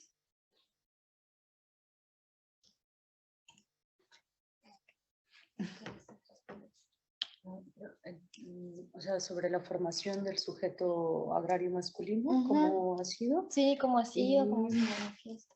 Y lo otro es cómo se informan las personas sobre el proyecto minero. Ajá, sí. Non, en fait, si je comprends bien la question, es como el sujeto, este masculino, Ajá. es como impuesto, Ajá. o sea, por estas empresas, Ajá. o en todo caso en Okay. el ciclo de revolución convencional, como este sujeto se impuso, o sea, es como desarrollo un poquito más, Okay, y el otro es como... Sobre cómo la gente crea saberes sobre, o sea, cómo se informa, cómo se crean como saberes comunitarios, colectivos sobre los proyectos mineros. Ajá. Okay. Como ustedes crean saberes. Ok, perfecto. Bueno, sobre el sujeto agrario masculino, efectivamente se trata de una política estatal, nacional, que adquiere gran fuerza, digamos, en la Revolución Mexicana. Du coup, elle te dit que la construction du sujet agraire masculin, c'est né à partir d'une politique étatique au niveau national qui a pris de l'importance à partir de la révolution mexicaine. Con la reforma agraria. Avec la réforme agraire. Este suceso, por varias compañeras lo hemos leído de dos formas. Una, como una imposición estatal, digamos, y otra, como una estrategia por parte de las comunidades para asegurar sus tierras comunales. Entonces, du coup, pardon, les différentes personnes, les compañeras qui résistent, elles ont lu ça de deux façons. La première façon, c'est que ça s'est construit à partir d'une imposition donc étatique, mais aussi une stratégie pour permettre aux gens de s'asségurer la possession des terres.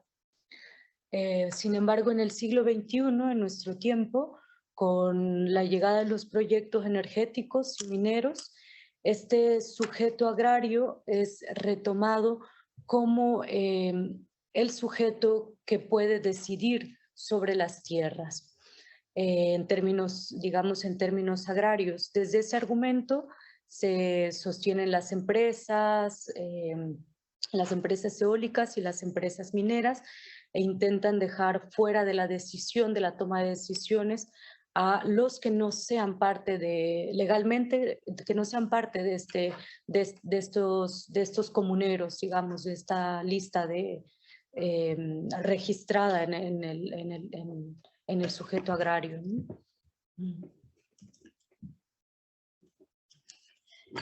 Et donc à partir du 21e siècle, avec l'arrivée des projets miniers et énergétiques,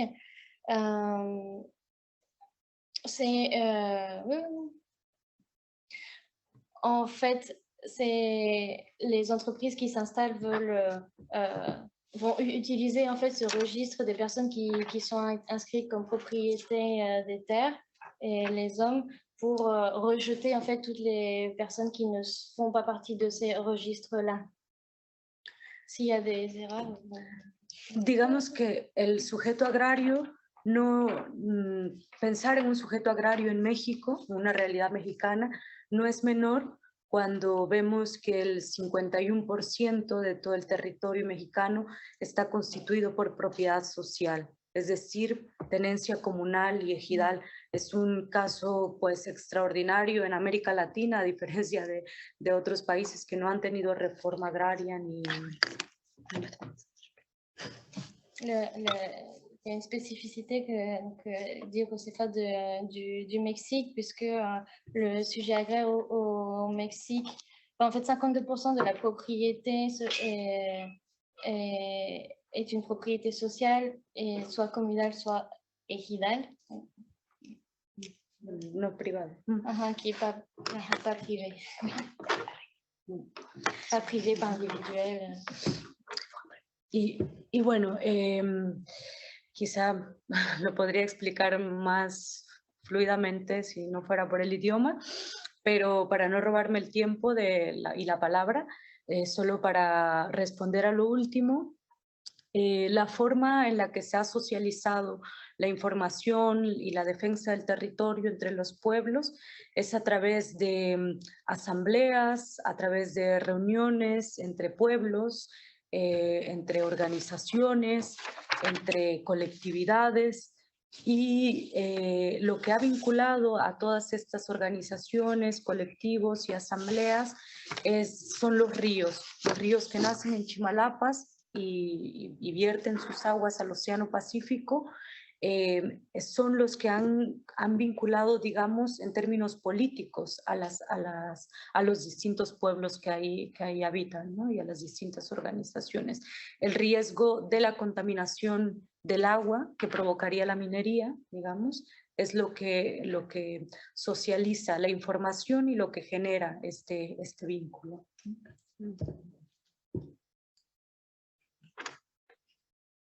Et donc, elle dit que qu'elle pourrait parler un petit peu plus du sujet, peut-être plus en profondeur, voilà, qu'avec la barrière de la langue et pour pas qu'apparaisse tout le temps de questions, elle ne va pas approfondir sur le sujet et du coup plutôt répondre à la dernière question concernant comment les gens s'informent.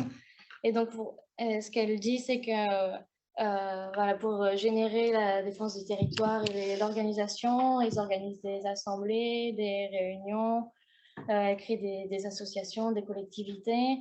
Et puis surtout, ce qui est très important, c'est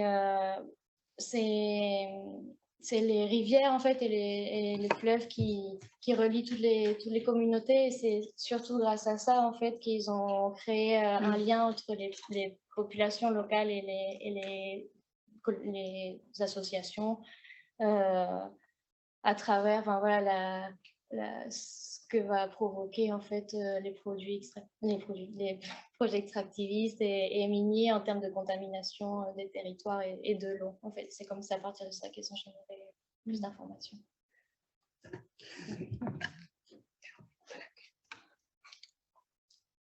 Vous avez des autres questions? Tengo una pregunta en cuanto a esa lucha de las mujeres. ¿Cómo ha sido, digamos, como tener esta posición de ellas, de poder luchar, de estar allá colectivamente luchando, obviamente con sus compañeros? Si para ellas, o sea, ha sido una lucha misma, ganar esta posición dentro de la lucha, como mujeres. Y sí, eso me interesa realmente saber eso, si han tenido que hacer esa lucha y o si, no sé, tengo en el imaginario que, no sé, siempre como esos imaginarios colectivos de cultura machista. Así que no, tienen que, no sé si han tenido que decirlo, no sé, los hombres le han dicho a las mujeres, no, ustedes tienen sus trabajos de cuidado que hacer, bueno, tienen que ir a lavar, tienen que ir a trapear, tienen que sí, déjenos a nosotros la lucha y nosotros nos encargamos de ir por esa lucha. ¿Cómo ha sido eso?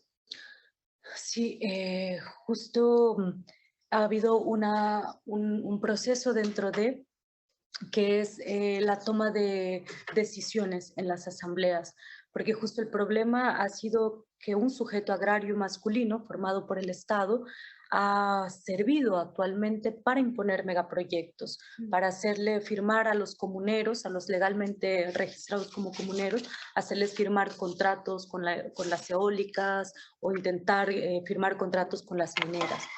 Cuando las mujeres se dieron cuenta de que los hombres en algunos casos habían firmado los contratos de las eólicas, las mujeres zapotecas principalmente y las ICOTS se rebelaron dentro de sus comunidades, dentro de sus casas, dentro de sus asambleas para exigir la anulación de estos contratos, porque lo que ellas veían era justo que el impacto que iban a tener estas infraestructuras iban dirigidas directamente a la pesca, que es la base alimentaria de esta laguna, de esta zona lagunar, digamos, y ellas que se encargan de transformar pues la pesca en alimentos, digamos, en proveer de comida a toda la región, porque además venden a toda la región, pues son las que se dieron cuenta inmediatamente del impacto que tendría.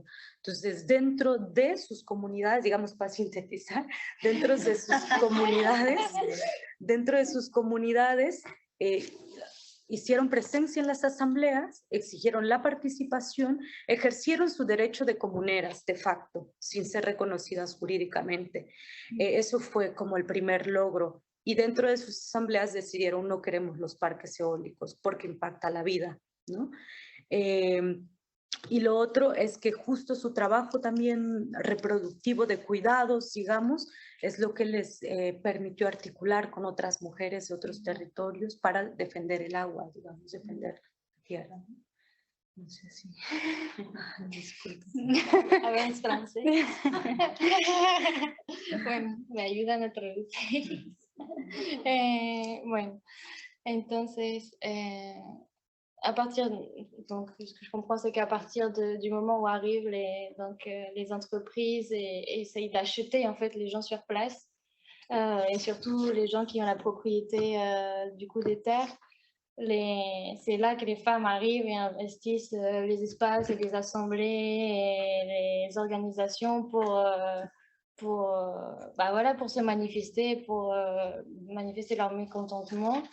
Et par rapport, parce qu'en plus, il y a quand même quelque chose de très spécifique, je pense, à Oaxaca, c'est que ce sont les femmes beaucoup de femmes travaillent dans le commerce et commercialisent en fait les produits. Elles produisent pas forcément, mais par contre, elles vendent. Et enfin, c'est pour ça qu'elle parle du commerce, que c'est les femmes qui... Es que estoy agregando una información, perdón. Como que en Oaxaca muchas mujeres comercializan y venden, como que es un papel muy importante para las mujeres. Et donc, c'est à partir de ce moment-là voilà, qu'elles prennent conscience et qu'elles s'investissent pour défendre, voilà, pour dire que c'est pas bien, que c'est pas bon pour la vie en général, que ces projets s'installent sur les territoires. Et aussi, que parle du papier, enfin du rôle de reproduction aussi sociale que jouent les femmes et qui leur a permis aussi de créer des liens avec d'autres femmes sur le territoire et à s'informer comme ça et à générer plus de... Elles ont fait valoir leur droit de propriété communale, parce que les hommes avaient vendu leur... Ouais. Les hommes avaient vendu leur propriété, la propriété communale, et du coup, ils ont aussi réagi par rapport à ça, en leur affirmer leur droit. Oui, parce qu'elles n'ont pas le droit à la terre, donc c'est pour ça qu'elles ont fait ça. Pour moi, c'est bon, c'est à travers le travail du CARE, c'est ça, grâce au lac où les femmes travaillent, c'est ça. Ils se rendent compte qu'ils ne pouvaient pas remettre tous les terrains. On dit, ah, mais directement, ce serait nous qui serons affectés. Donc, c'est comme ça, c'est ça. Oui, par rapport à la pêche. Voilà, c'est une grande réussite dans le fait qu'ils ne sont pas sujets juridiques. Oui. Et malgré ça, ils ont vu que les compañeros, ils les ont trahis parce qu'ils ont signé pour que les entreprises viennent à détruire la terre et tout. mais elles déjà, elles se sont opposées, elles se sont organisées dans des assemblées, des réunions, et même chez elles, avec leurs compagnons, pour dire, pour qu'ils annulent les signatures, qu'ils étaient juridiquement les seuls à pouvoir signer. Et malgré qu'elles ne sont pas sujets juridiques, ils ont réussi à faire valoir leur droit à dire non.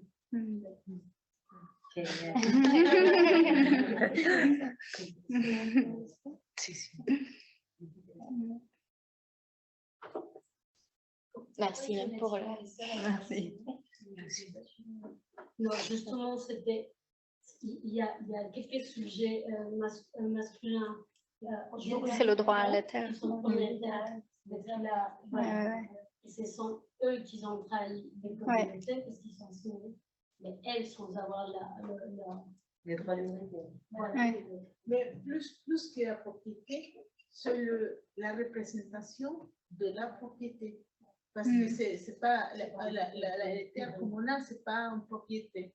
C'est le droit d'habiter, de se ressourcer de la terre, de reconnaître ces choses originaires du peuple. Et ces droits de représentation, ça donnait.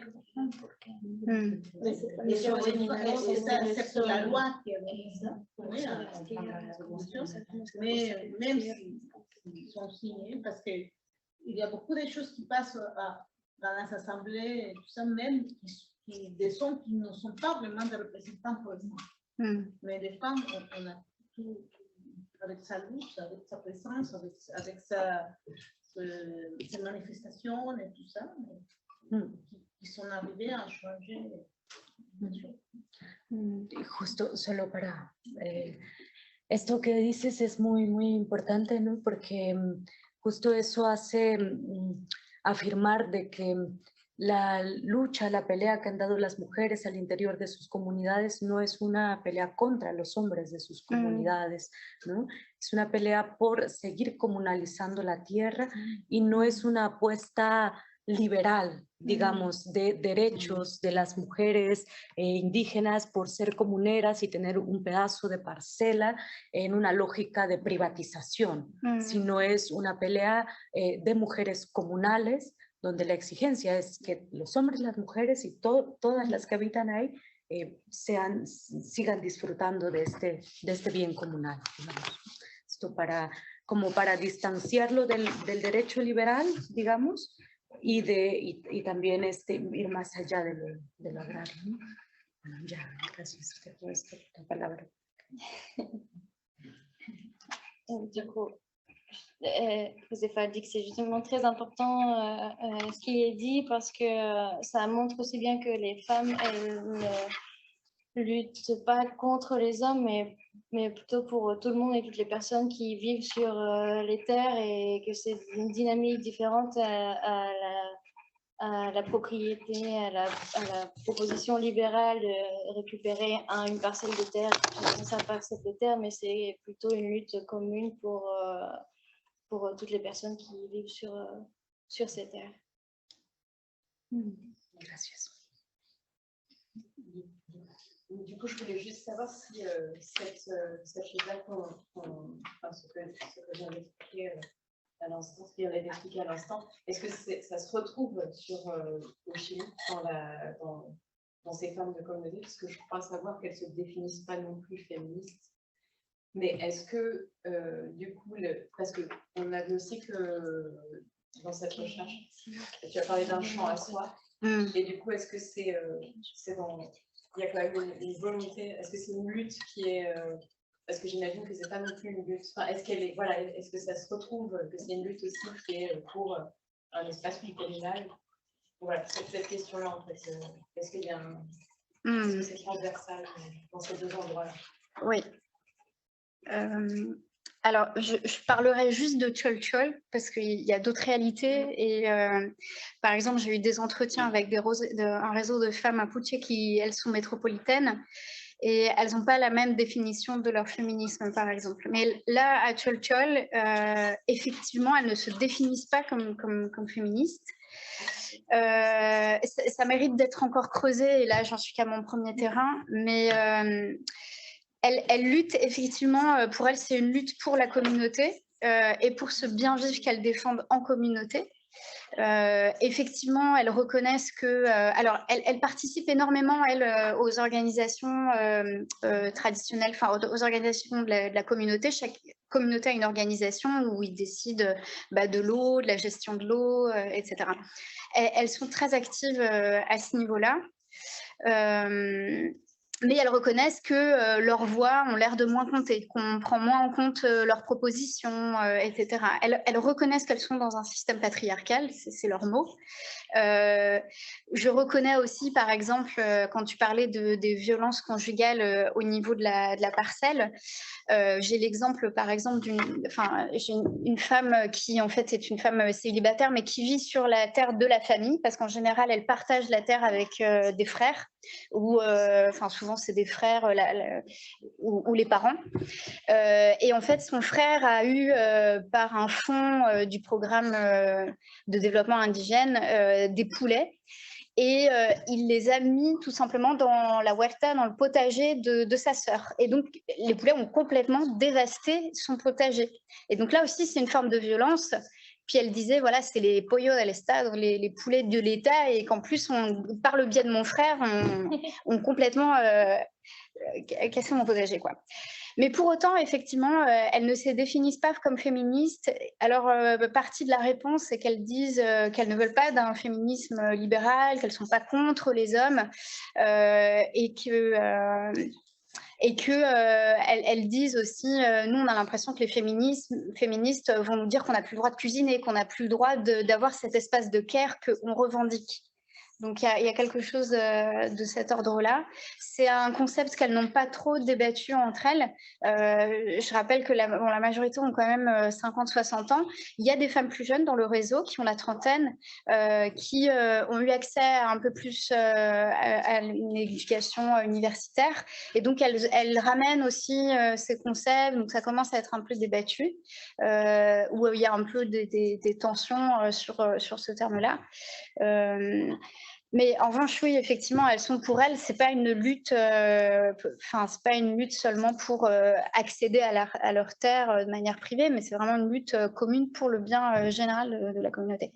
Et je retrouve aussi ça, le fait que les hommes, ce sont eux qui travaillent dans les plantations, ce sont eux qui négocient, qui ont négocié avec les colons d'une part, puis après avec les entreprises forestières, etc., etc. On retrouve aussi ça, cette idée que parfois les hommes nous ont trahis, quoi, et n'ont pas pensé au bien de la communauté.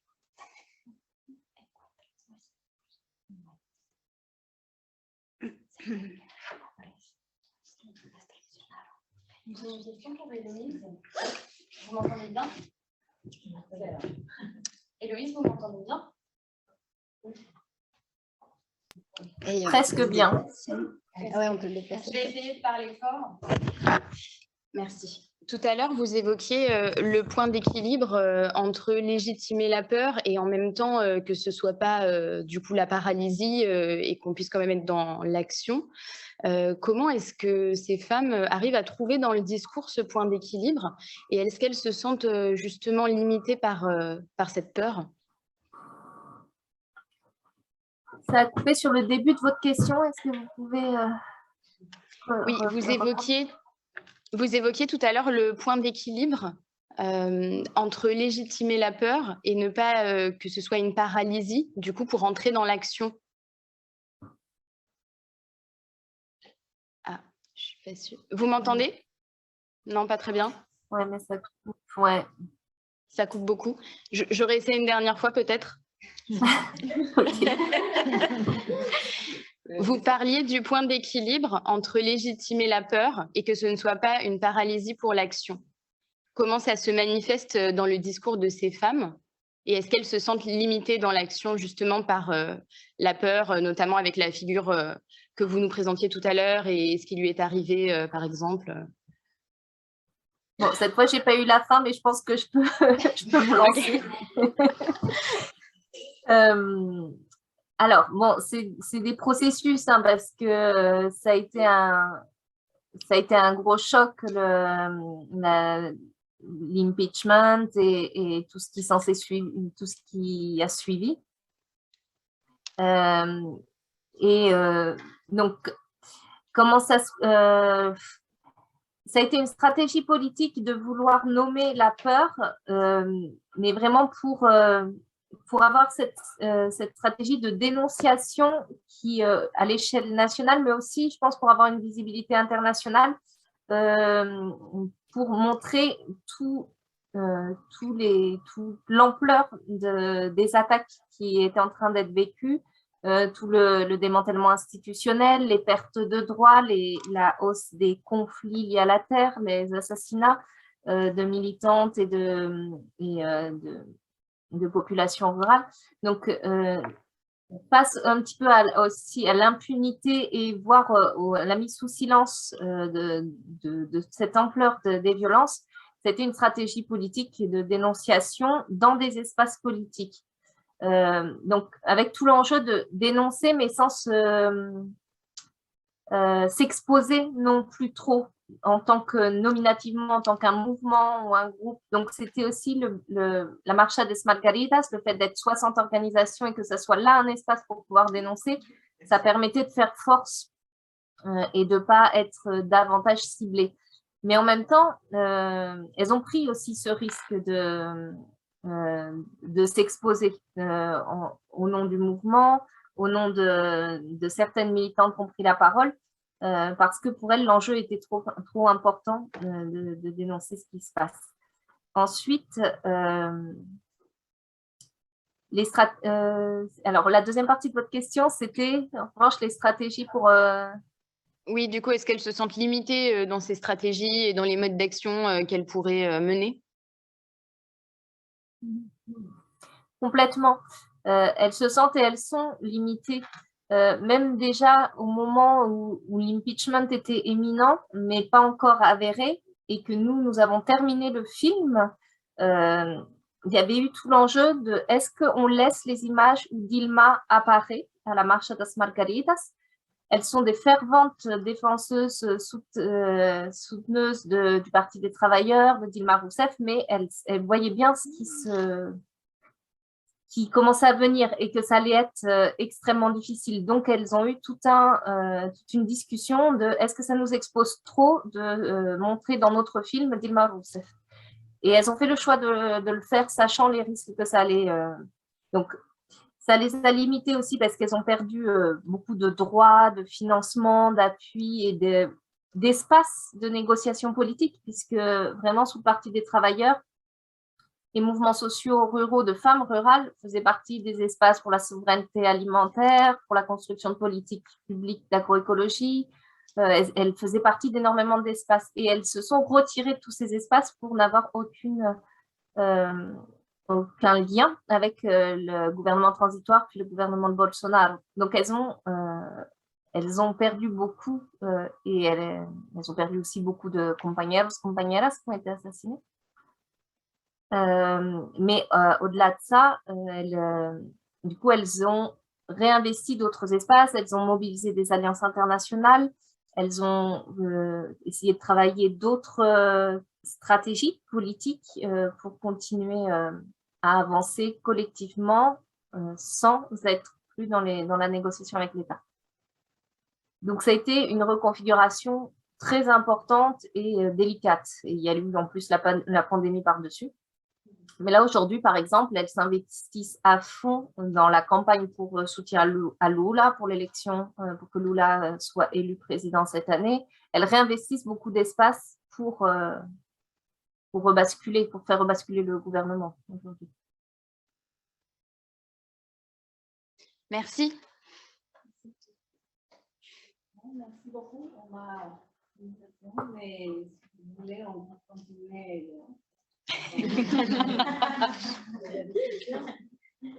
Sinon, quelques infos pour la prochaine séance.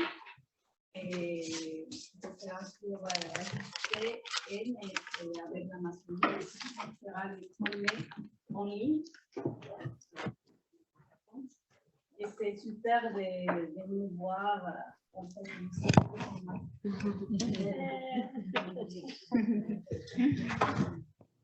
Je profite aussi pour vous dire que le film de Héloïse Prévost, il est visible en ligne.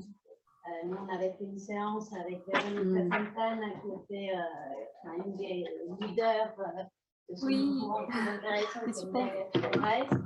Et du coup, voilà, vous pouvez chercher sur notre blog. On avait mis le lien pour le film et l'intervention de Véronica Santana à l'Université de Toulouse, puisque c'était l'Université de Toulouse qui l'avait invité en France. Voilà, merci beaucoup pour... Merci. Du coup, oui, on se voit dans le bar. Dans les bars, Jean Populaire. Merci beaucoup.